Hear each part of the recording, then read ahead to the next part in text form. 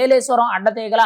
ఈ మధ్యలో ఉన్న రహదారి ఏదైతే ఉందో సుమారు 10.5 కిలోమీటర్ల వరకు కూడా ఈ మెయిన్ రోడ్ అనేది దాదాపుగా 10-15 సంవత్సరాల నుంచి కూడా దీని మరమ్మతులు జరగకపోవడం వల్ల పెద్ద పెద్ద గుంటల కింద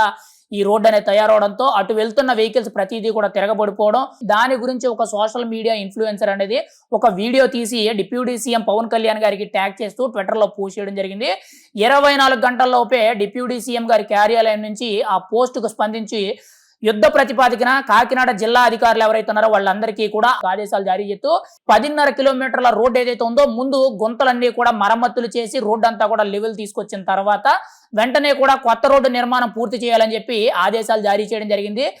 సెప్టెంబర్ 16వ తారీఖున పోస్ట్ పెడితే సెప్టెంబర్ 17వ తారీఖున ఆల్రెడీ ఆ రోడ్డు మరమ్మతుల పనులు అనేవి ఆల్రెడీ గుంతలు పూడ్చే కార్యక్రమం అనేది రాష్ట్ర ప్రభుత్వం తరపు నుంచి అధికారులు చేపట్టడం జరిగింది. వెంటనే కూడా ఇమీడియట్ గా పోస్ట్ పెట్టిన 24 గంటల్లోనే ఈ పోస్ట్ కి రెస్పాన్స్ రావడంతో ఆ సోషల్ మీడియాలో డిప్యూటీ సీఎం పవన్ కళ్యాణ్ గారు స్పందించిన తీరు ఏదైతే ఉందో దాని మీద ప్రతి ఒక్కరు కూడా అభినందించడం జరుగుతుంది.